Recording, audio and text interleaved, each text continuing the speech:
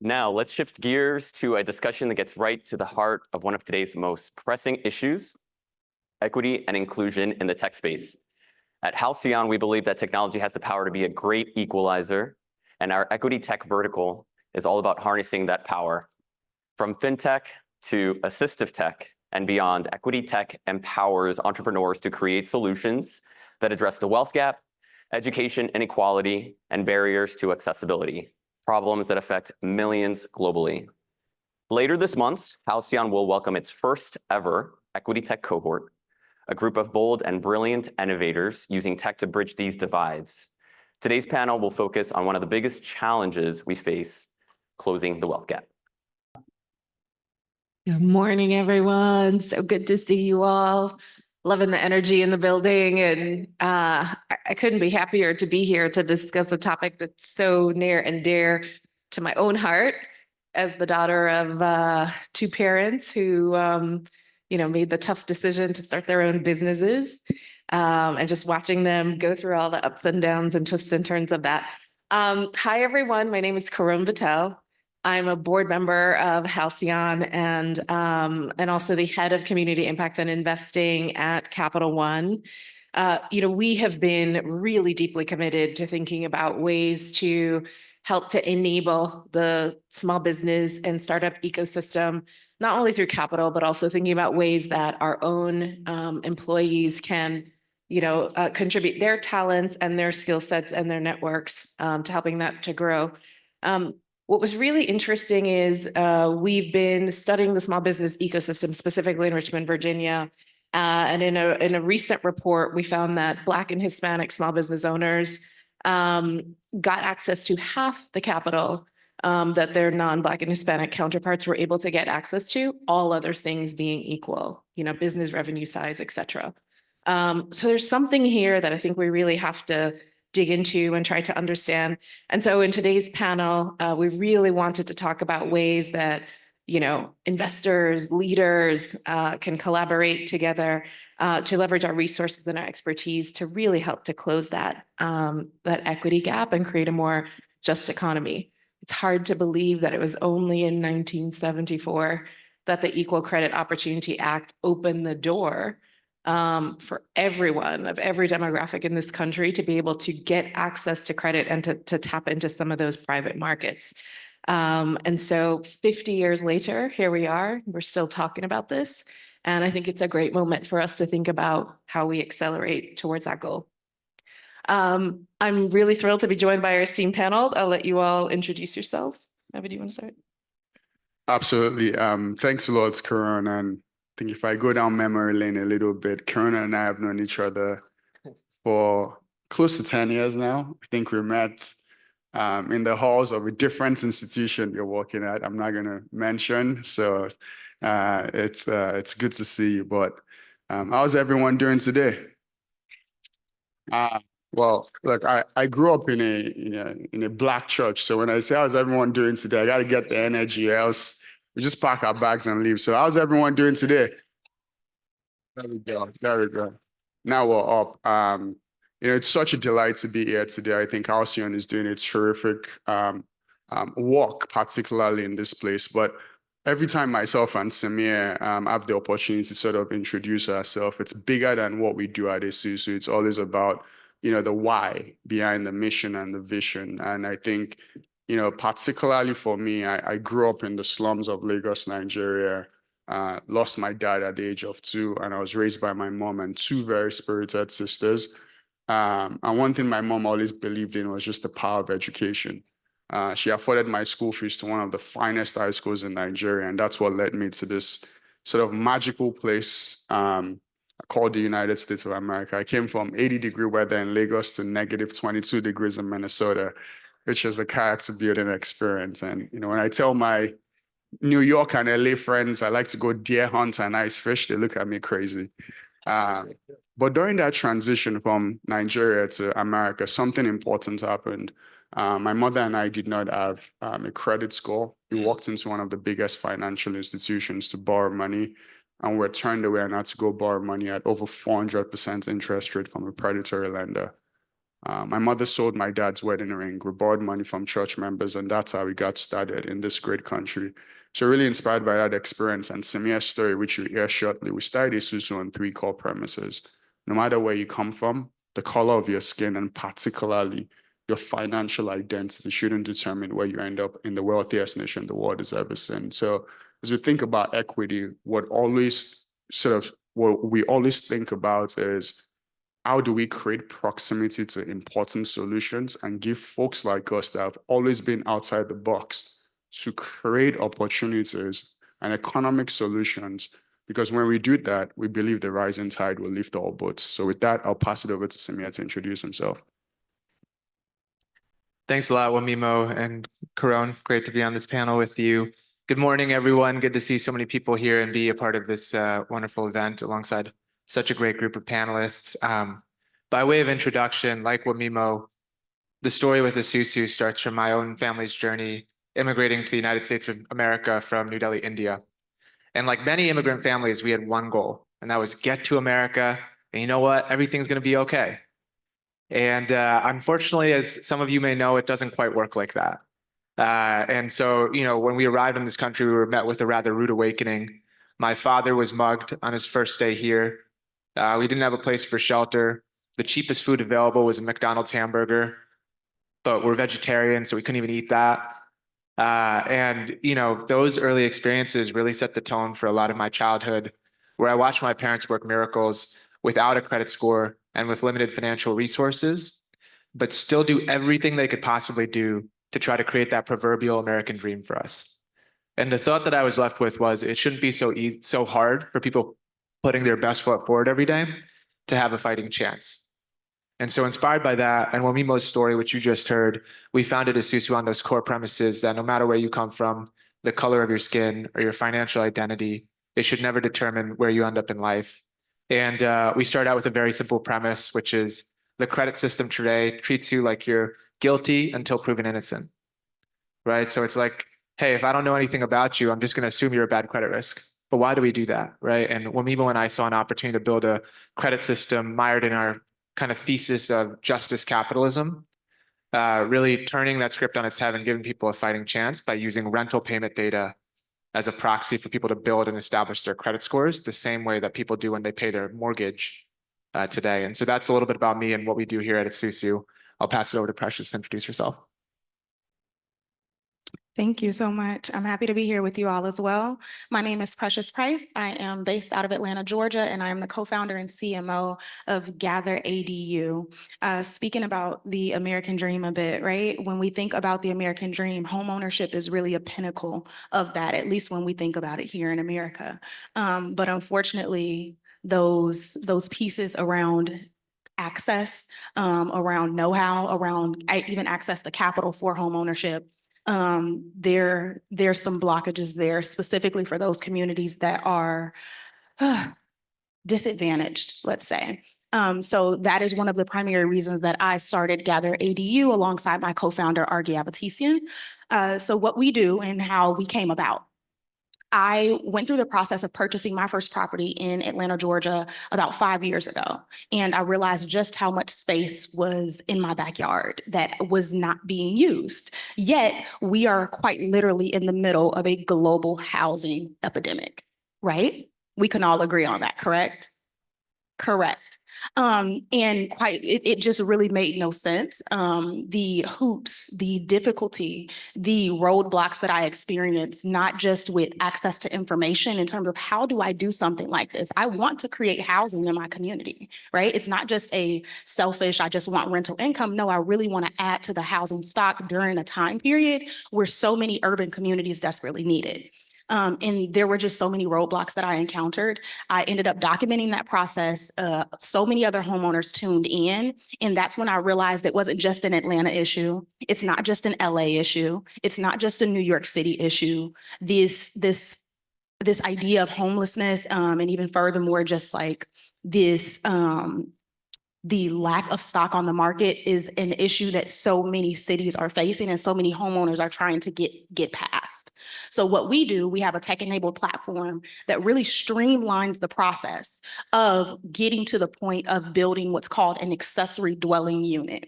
You can think of this like a backyard tiny house, a garage apartment, or really just utilizing the underutilized space that many homeowners have, and even furthermore, that they actually so desperately need as well to help offset their housing costs so that they aren't drowning in their own mortgages. So it's been some really great work that we've been able to do thus far, and I'm actually really excited to dive into this conversation. I mean, I'm so thrilled to be talking to, three founders who are not only out in the world trying to figure out how to raise capital to achieve the missions that you so desperately want to serve, but the missions that you serve are really also trying to create economic equity for others, right? Abbey and Samir, I just have to say, I remember the day I was so incredibly proud when I saw the news come across my screen that Esusu had reached $1 billion valuation. This is now a while ago, but you were certainly occupying rare air, and you were doing it because of this like deep interest in finding ways to use alternate data to help folks to make a foothold. You talked about just the pivotal role that credit plays in the American society and how difficult it is to even get on that ladder. Samir, can you talk a little bit more about how Esusu is using technology and in this moment where technology is so prevalent to help to bridge that gap for marginalized communities in the country? Absolutely. Thanks so much, Kerone, and I appreciate the kind words, but it takes a village and people like yourself who have been on this journey with us for a long time and supported us for day zero. So thank you for that. In terms of what we do here at Esusu, I alluded to credit a little bit, but taking a step back, we actually started Esusu in a very different place. We wanted to be a savings business. We wanted to help people save more money, thinking that we could help people save their way to prosperity. And what we heard from everyday folks was, we all know we need to save money. We're all trying to save money. That is not lost on anyone. Two problems. Problem number one is we're not getting paid enough money to save. And Wemimo and I could not solve wage growth in America today. But the second problem that people kept bringing up is we have nowhere to go when there's a financial emergency. What do we do when my shift gets cut? When my kid has a health emergency? When I have to buy school supplies for back to school? And I have nowhere to go except for predatory lending products. And we thought, hey, now that's a problem we can do something about. Because today in America, there's about 45 million people who are credit invisible, close to 100 million who are what you would call thin file or subprime. And that serves as a major detriment for those folks to access not just financial products, but apartments and housing, jobs, education, transportation, every single building block of American life. And so we reoriented our view to really focus on how do we help people first build their financial identity, then move towards financial stability, and then ultimately create wealth. At Esusu, our vision is to unleash the power of data to bridge the racial wealth gap. We're unapologetic about that, but step one is helping people build and establish credit. And so to answer your question, we realized that we would partner with landlords, and we pioneered this unique system to capture rental data, transform it into Metro 2, and report it into all three credit bureaus so that rental data could become a credit asset. Because to be a homeowner, you need two things. You need savings for a down payment, and you need good credit. So by default, if we focus on renters, we can bridge this credit gap in America, which is step one to bridging the racial wealth gap. And then we built on that with this one-stop shop for renter financial health. So it's not just rent reporting. We do financial health through financial literacy, financial coaching through partnering with Operation Hope, John Hope Bryant's organization. We launched the nation's first 0% interest eviction prevention loan fund. So when a renter falls behind on rent, we can pair them with a 0% interest loan paid to their landlord. Right now, we solve homelessness backwards. We do everything we can when someone's already on the street, but we can do so much more by just keeping someone in their home in the first place. And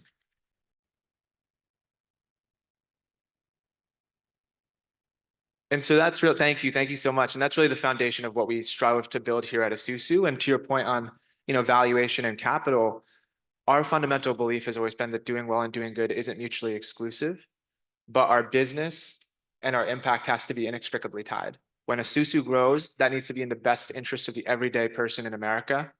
And that's the only way that we can truly achieve what we call justice capitalism. And so that's how we structured the company. Sounds so easy. Snap of a finger, right?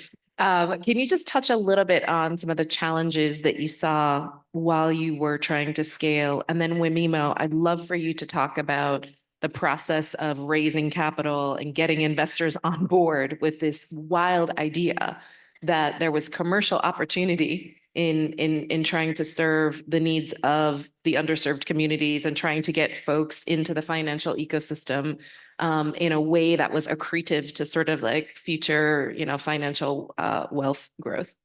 So do you want to start, Samir, by just talking about some of the challenges in scaling? Sure, I'll keep this brief so that my better half can jump into the fora here. But the better question is almost like, what challenges didn't we face in growing this company? I mean, there have been so many sleepless nights, but I'll pick a few to start. I think the first challenge that we ran into was just everyone knew that alternative data was a good idea, but nobody wanted to actually do the unsexy work of building middleware that captures all this disparate data, transforms it into this esoteric format called Metro 2 and reporting into the credit bureaus. It took us 2 years to figure out how the credit system worked, how real estate systems worked, and how to stitch those two things together in such a way that it could be seamless and regulatory compliant. And so, unlike Kerone, who's known us for a decade now, many people saw the kind of Series B billion-dollar valuation. We're like, wow, what an overnight success. But that was, 7-8 years in the making. Wemimo and I are entering our 10th year of building Esusu. And it took some of that really difficult sort of system stitching to really figure out things. Number two was there needed to be a new regulatory framework around the space. People were really adamant that we report positive and negative data, which was tough because we built a mission-driven company. We don't want to penalize people who are already being penalized just for being poor. And so we had to advocate for a system where we report positive only data because we were able to make the case that negative data had already been part of the credit system. And the final challenge that we ran into was fundraising. So to tee up Wemimo, when we started this journey, before we raised our first round of financing, we were $100,000 in personal debt. I went to NYU, they sent me to collections. People were calling my parents, they're like, we don't have money. I know Wemimo was in the same spot. 326 VCs said no to us, and we had to overcome that. So I'll pass it to Wemimo to dig in on our fundraising journey. Yeah, I know we have limited time. So one story that really resonated with me was, at that point, myself and Samir had $100,000 in credit card debt, and our first contract was with the University of Minnesota, and we couldn't get an hotel. We couldn't get an hotel room because obviously credit card was maxed out. So we had this genius idea to go to a Denny's in Fargo, North Dakota. It was incredibly cold, and the idea was to camp out at a Denny, get a Grand Slam. Denny's is still one of our favorite restaurants. Some things never change. And we were walking all night like we usually do, but we've been traveling because we couldn't afford a plane ride. So we took a train to the northwestern corner of Minnesota, which is like a 6-hour train ride. Sadly, we started dozing off, and the restaurant manager came and said, guys, I got to kick you out. A lot of people use this playbook. So we got kicked out of a Denny's during the early stages of Esusu, but something funny happened. When we raised $130 million and the company got valued at $1 billion, my mother, when I was leaving corporate America, was just like, man, like, you're my 401k plan. I thought we made it. I'm like, yeah, I can't pay rent anymore. I'm going to be doing this thing called Esusu. So when we raised $130 million, I'm like, Mom, life is about to change. This is great. We're going to build the company we want to build and have a lot of capital. I was like, oh, I'm proud of you. You know what she said afterwards? She's like, hey, how's the wedding planning coming along? But I always share that story because it's the question of proximity, right? Investors didn't believe that we could create the company that we created. A lot of people didn't believe that we could have the kind of impact. We've been able to unlock now $20 billion in mortgages for folks that will otherwise not get mortgages before. Yes. Right. And we're just getting started. And for us, it's just that ethos of be caught trying that we focus on day in, day out. And we still have a lot of work to do. But those are the struggles, but our struggles don't define us. And, we're still in the trenches, but we don't look like what we've been through. I'm sure everyone is dying to hear the story of how you summited that mountain. But Precious, I want to bring you into the conversation because, what's so evident here is the role that having a place serves in people's lives, and then the role that home ownership plays in building wealth. You've done such amazing work through Gather ADU, featured in the New York Times. Can you tell us a little bit more about how you're literally building the next generation of affordable housing and homeowner wealth in the country? Absolutely. So at Gather ADU, again, we work directly with homeowners, but I think the piece that many folks, it doesn't immediately come to their mind is also working with these like small business owners, right? These contractors, all of these pieces or stakeholders within the equation who also are being poured into. So not only are the homeowners creating this housing, right? But we are also able to then upskill these contractors or even shed more light on the work that they've been able to do so that they can go back to their communities and kind of bring this information to them. I think more than just access to capital is missing, right? More than that, and before access to capital, we need to think about access to information. And then after that, we need to think about an access to a network that can actually change the trajectory of where you're going. So it's the capital, the know-how, as well as the network that is really going to be changing things here. So with us, we are building this by quite literally building these accessory dwelling units, houses in these cities and urban communities that need it. But then we're directly working with homeowners who are wanting to use these spaces, not just, let's say for Airbnb. That's typically the first question. Are these for Airbnb? No, these are for folks who need the housing in their communities or for their family members when we talk about the homeless population, right? I did a TED Talk in 2022 that kind of highlighted this invisible homeless population of folks that are not yet on the street that we tend to forget about. So these structures specifically, there are many homeowners we work with that are helping those folks in their network. And I can promise you that you likely know someone in your network as well that is a part of what's called the hidden homeless community, meaning you are not yet on the street, but you might be living with a friend. You might not have access to an affordable place to lay your head every single night. And that is how they are using these structures to then create that housing stock on the market. And on the other end with the contractors, these are now folks who we are highlighting their work and they're able to make more capital for their families and their communities by bringing them into this realm or this area that really within the accessory dwelling unit space, if you don't know, you don't know. If you don't know that it's possible, then you don't do it. If you don't know how to do it, then you don't move forward. And really our entire platform, specifically GatherADU.com, has become a pinnacle of resources and information for homeowners to just reference, again, free of charge until they are ready to become a client of ours. So, I think we realize the progress that you all are fighting day in and day out to make. But as I teed up the panel, 50 years since the Equal Credit Opportunity Act became law. Just quickly, what's one thing that you'd like the folks here who are investors, who are founders to think about as we look to accelerate our pace to closing what still remains a significant gap, not only in terms of wealth, but in terms of access to credit and access to the opportunity to do the kind of things that you're doing? One thing. Ms. Price, I'll let you start. You haven't had a. Yeah, my one thing would really be democratizing that access to information. So if there's something that whether it is related to credit, whether it's related to housing, spark and have these conversations with folks that are in your family, in your community, in your circles. Once we are able to democratize that access to information, everything else can truly flow from there. We just need the right stakeholders. So really it's the access to information that's the major piece for us. If I had to pick one thing, it would be intentionality is how we're going to bridge the racial wealth gap. And that's how we're going to do it quickly. And so even illustratively in our own backyard, one thing that Wemimo and I were very intentional about was the construction of our cap table. 70% of our investors are either women or minority-led firms. Same goes with our employee base, largely minority, largely immigrant. And what's really important about that is when a company like Esusu grows and wins and has outcomes from a capital standpoint, that means that every single one of those people on that journey now have capital and the ability to go have an impact in their communities. And I wonder what the world will look like if all of those investors have the returns of people that look like us and are able to go and invest in things that they believe in communities that they care about, and how different the world would look.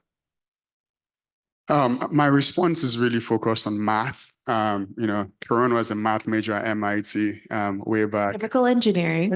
Chemical engineering. But Here's the data. There are 45 million people in this country that don't have a credit score. The average debt in America is $92,000. If we do that math, we're leaving $4.1 trillion on the table, right? That is not just good for the American economy. That case will create so much economic opportunity for so many. So what we are advocating for is simple. Let's create a win-win-win outcome. Let's create businesses that will generate alpha for investors. Let's create businesses that would, improve the lives of folks. And if we do that, and if our courts try and do that, we can not only generate economic activity, but we can do what the founding fathers of this country gave us the assignment to do, which is to make this union more perfect. So that's what I fundamentally believe we need to make it. Make it an economic argument, not rhetoric, because the rhetoric will change from different political spectrum economic cycles. It needs to be a math economic solution. Wow, I love it. Precious, Samir, Wemimo, thank you so much for joining us. You're advocating for shared access to data. Let's build it into our cap structures and how we think about who our investors are, who our employees are. And then let's create the rising tide that lifts all boats by really trying to solve this as an economic problem in the country and the world. Thank you all so much. Thank you.